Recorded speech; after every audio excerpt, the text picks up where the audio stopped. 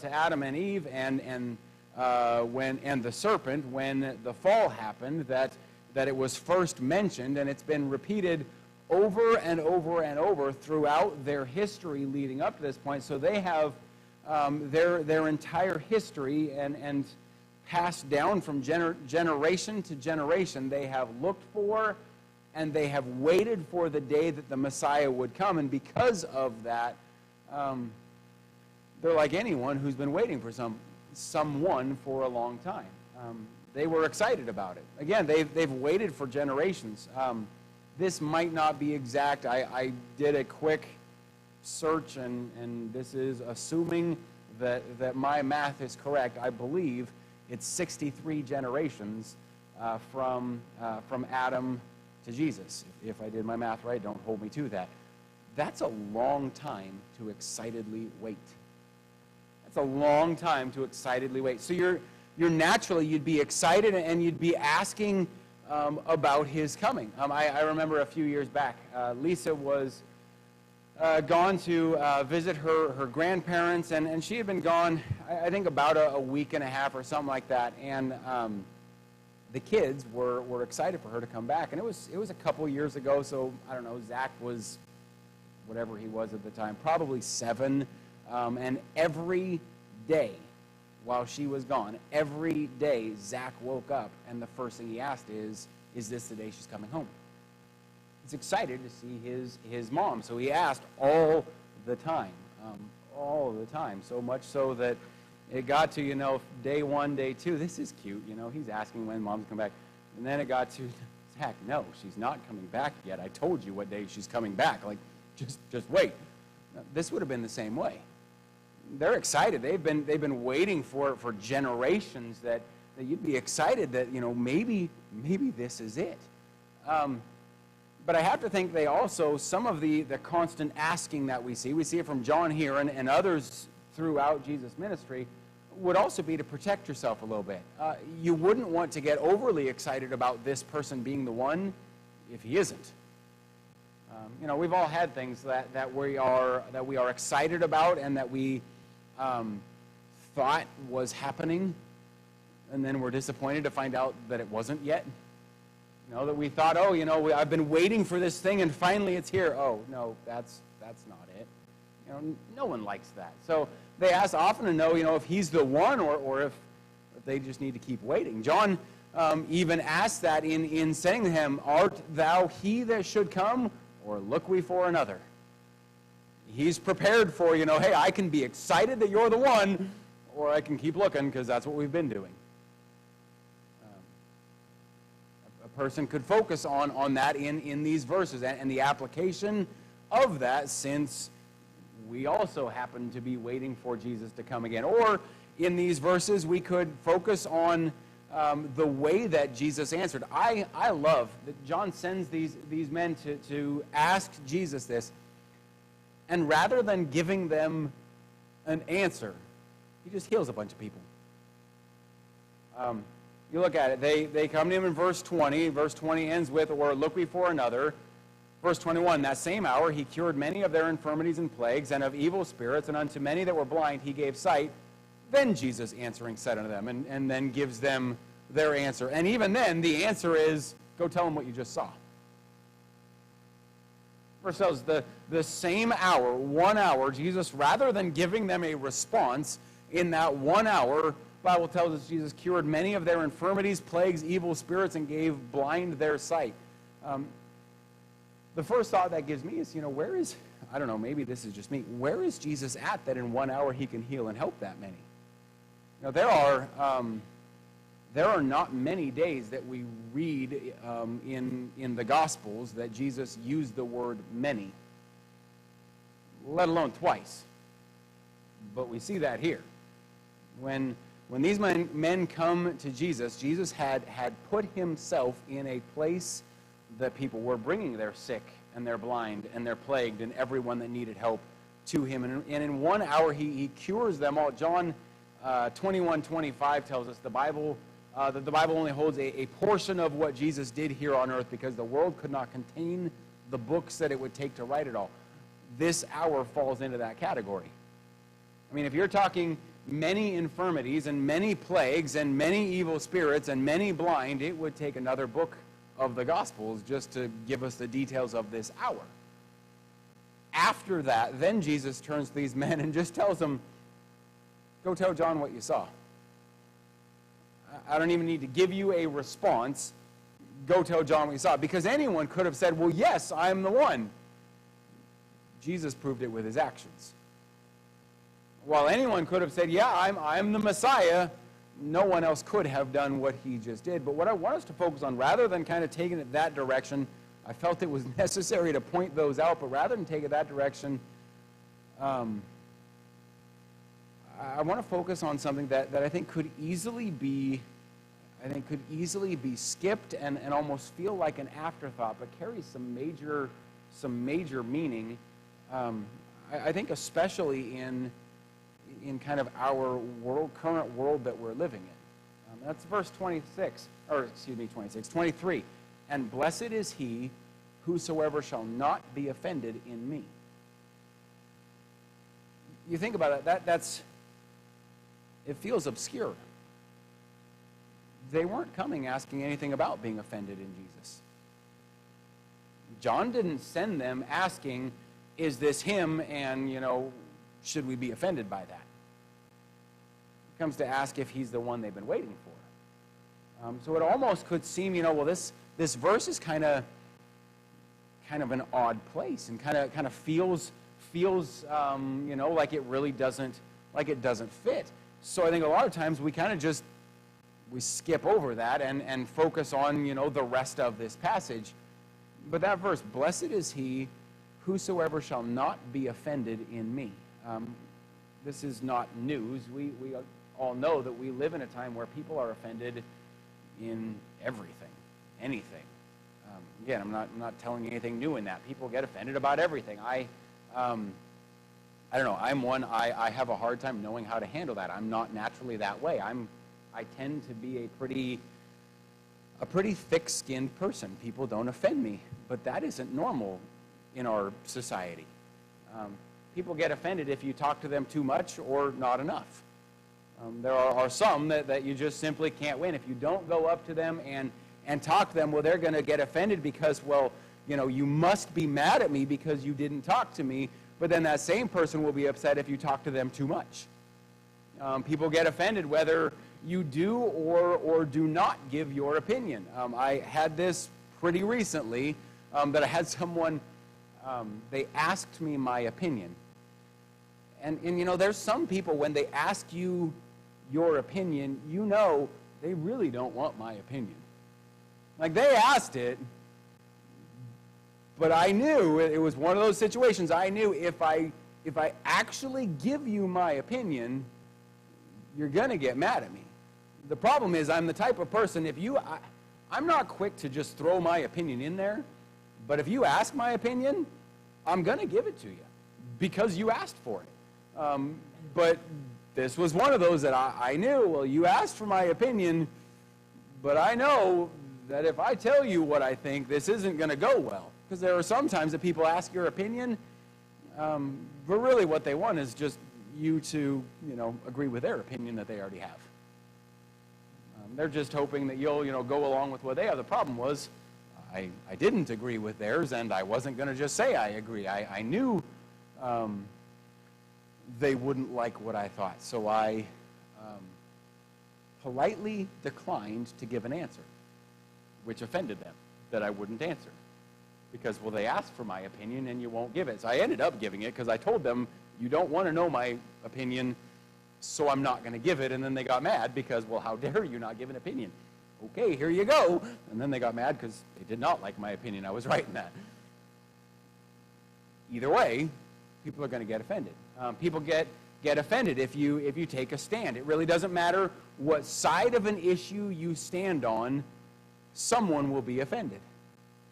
You think about it politically.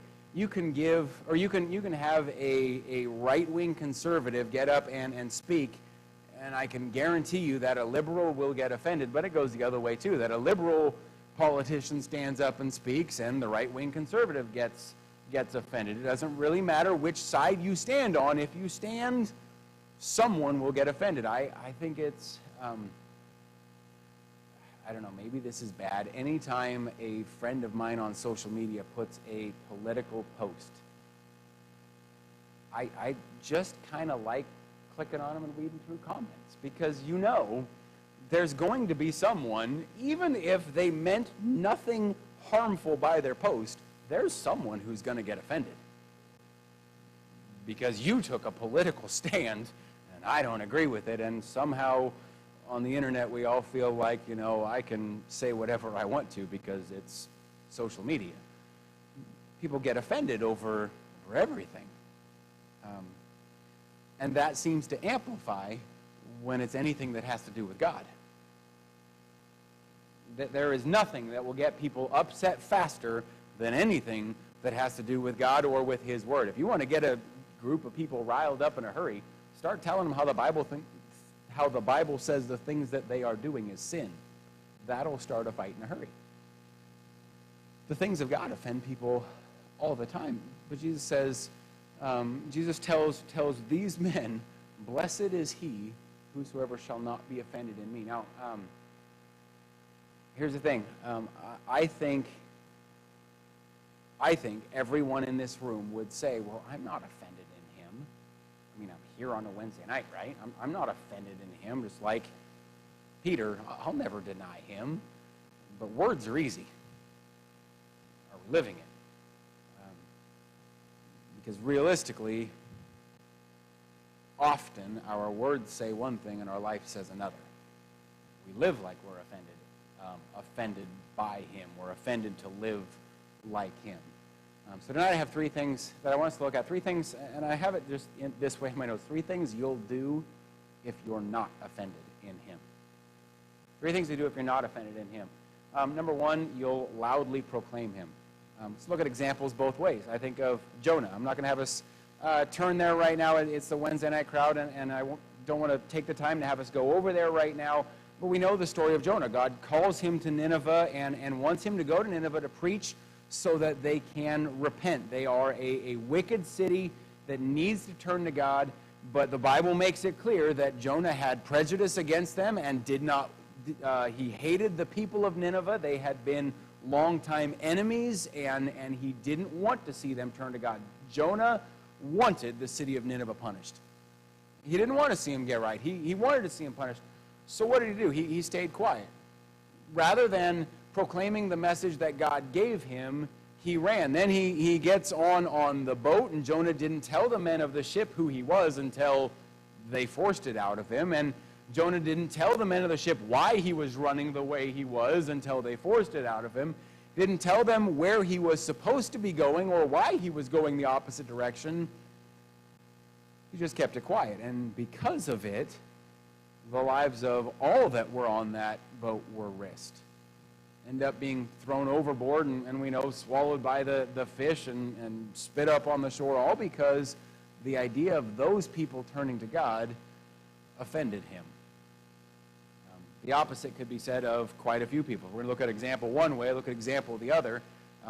And really there are a ton of different examples we could use. The one I want to use this evening is kind of three people in one: Shadrach, Meshach, and Abednego. I have Daniel 3, verse 16 through 18. Shadrach, Meshach, and Abednego answered and said to the king, O Nebuchadnezzar, I love this, we are not careful to answer thee in this matter.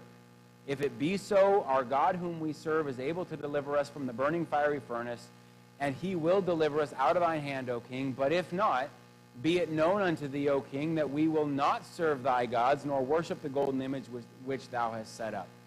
Message these three guys are given to speak, they knew was not going to go over well.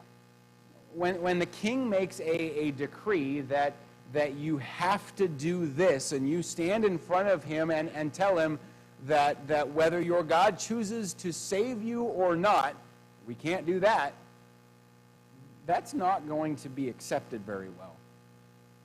That's not going to go over well. And really, what is even more impressive about that is these men knew what the consequences of making this stand were.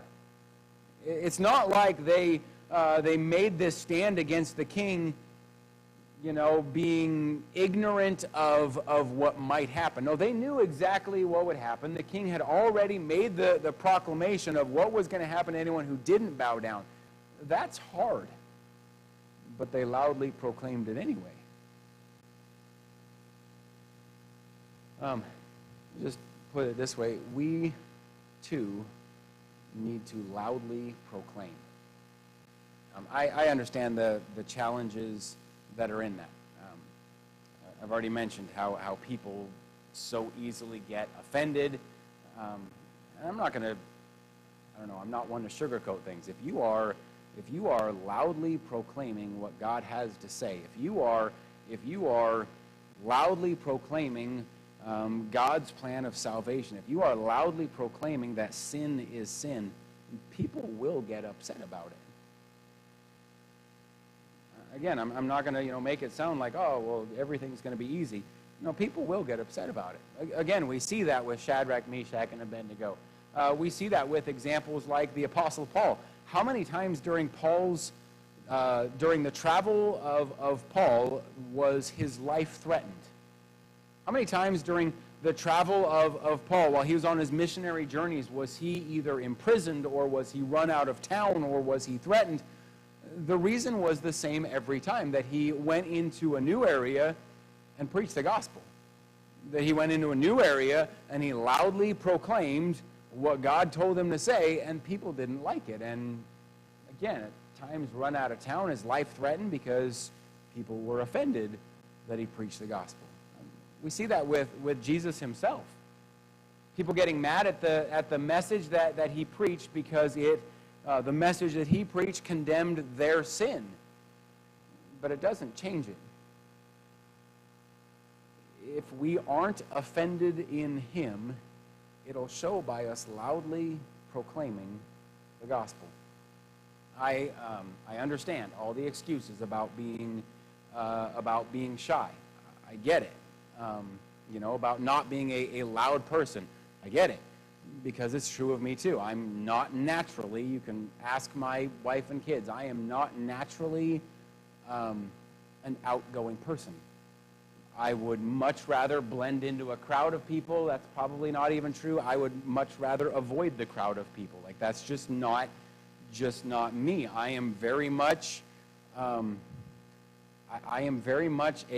homebody, or I'm the only body kind of person. Like, that's just kind of how I am, because I don't like crowds. I don't like to be, I'm not that outgoing person. I am the one, when you have a bunch of new people and they're all standing there talking to each other, that stands awkwardly off in the distance, because I'm just not that natural outgoing person. My brother could talk to a stick. I can't talk to a person. Like, it's just not me.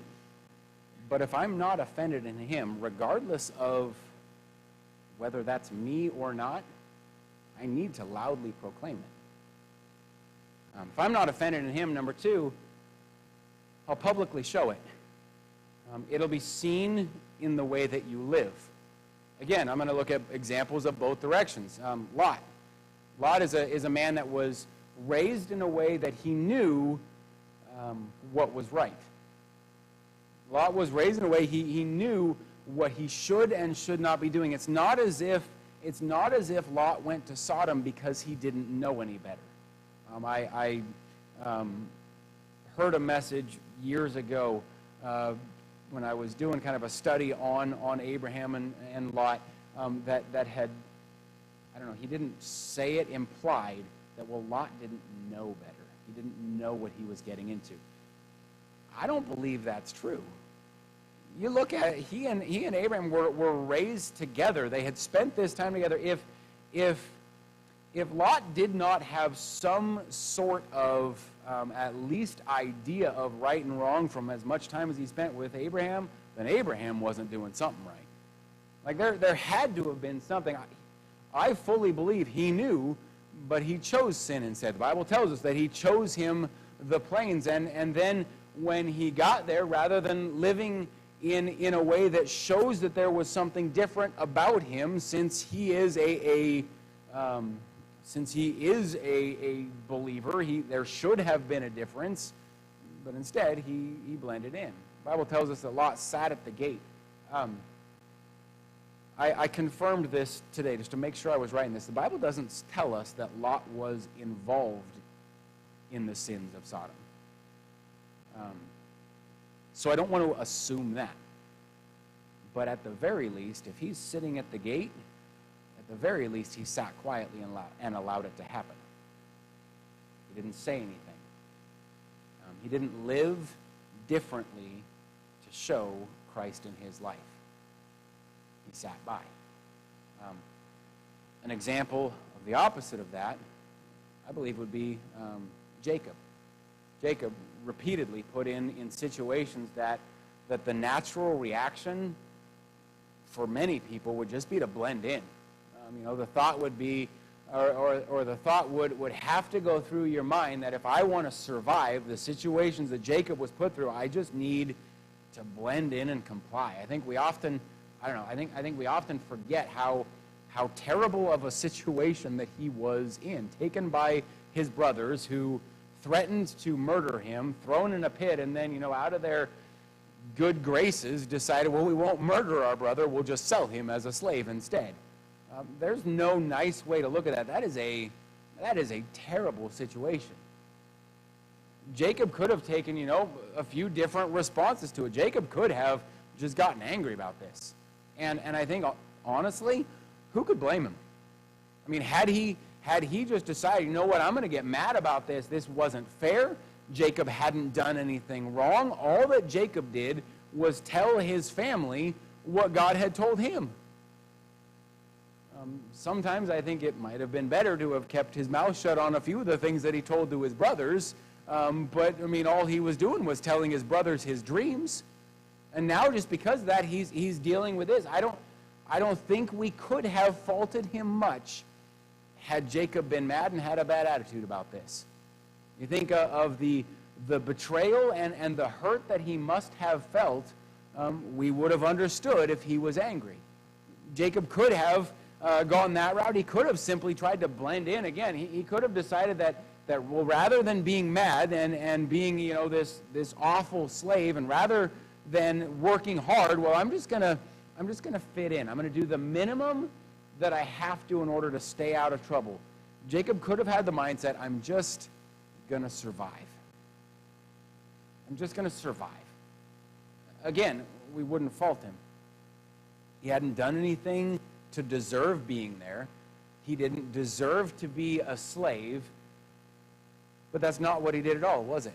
No, in fact, the opposite. He lived in a way that even in what was a terrible situation, everyone saw there's something different about this guy. Potiphar saw the difference and promoted him because of it, that this young man was blessed, and Potiphar recognized there's something different about him. Everything he's in charge of is blessed, so put him over everything. The prison guards saw a difference, and because of it, he promoted Joseph above the other prisoners. The Pharaoh saw a difference and put him second in the nation. I am confident that some people who were in authority were not happy to see this slave that was just taken from prison put over them. The Pharaoh saw a difference in the way he lived. Pharaoh saw a difference in the way he lived. If we aren't offended in him, we need to live in a way that publicly shows. It ought to be that people can see a difference in your life, not because you're walking around, pointing it out and, look at me, I'm holier now, not because you're rubbing it in their face, but because you are living different. Because the things that you are doing point to Christ. If you aren't offended in him, you'll loudly proclaim it, you'll publicly show it, and then lastly this evening, you'll privately practice it. 1 Samuel 16 verse 7 says, "But the Lord said unto Samuel, Look not on his countenance or on the height of his stature, because I have refused him. For the Lord seeth not as man seeth, for man looketh on the outward appearance, but the Lord looketh on the heart." If you could see my notes right now, sometimes the typos I have are something. I think I got that pretty close, but that is not at all what is in my notes. I did most of that by memory because I had a terrible time typing. Looketh turned out at locket. There's a few others in there as well that were very confusing for a second. But that concept of the Lord looking on the heart, it was more than just living it when public. When people are watching, and then differently when at home, but privately living right. Privately, when no one's around, living right. I'm going to use the example right now of Daniel, who not only stood for right, and Daniel, who not only said the right things, and not only lived different in public, but when he went privately into his home, the Bible tells us he went to pray. He didn't go privately into his home to hide his sin. He went privately into his home to talk to God. Honestly, it's a mistake that I believe a lot of Christians, a lot of times, we make. And I say we on purpose, that when we are, maybe in front of church people, well, then we live how we ought to, or we're in front of other Christians, well, then we live how we ought to. But then when home with our kids and family, they see a different side of them. I had a pastor one time who, and I don't remember what the context of it was, but he said, if you want to know who a person truly is, ask his children. Because very often, we'll put on the right show for the people who are in front of us. But then we go home and our family sees a whole different side. But if we're not offended in Christ, that's not just a when I'm here thing. That's not just a when I'm being watched, or that's not just a when I'm around people from church, or when I feel like I have to.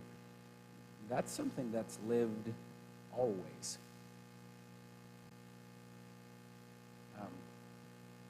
Because it's something that's real. I mentioned at the start, Jesus could have said, yes, I am the Messiah, but instead, he showed it. He proved it. Often, we would say, well, of course, I want to live right, I want to be the right kind of Christian in word, and then in practice, we don't.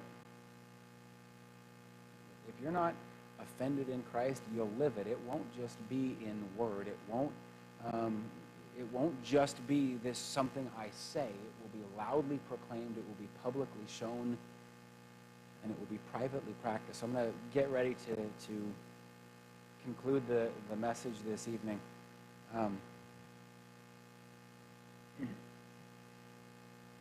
I think I want to keep this very simple. I have kind of a couple different ways written down that I debated how I wanted to end this message.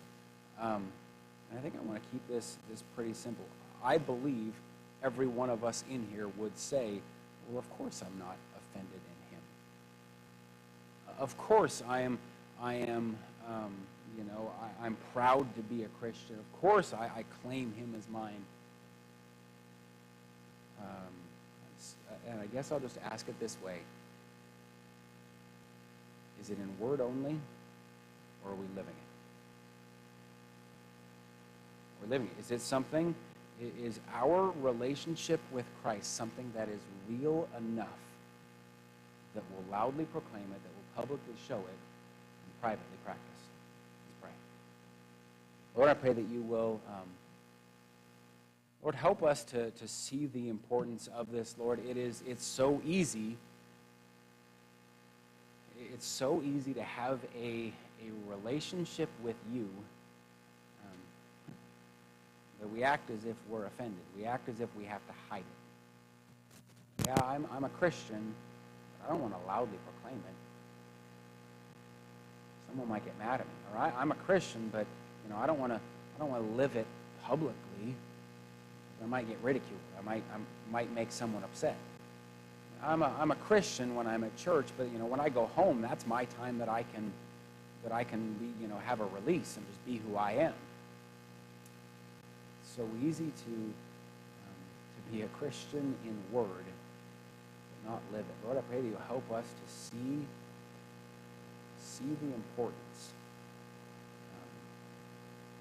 truly living a life that shows we're not offended in you. Lord, I pray that you'll help us to see the importance of living a life that's different.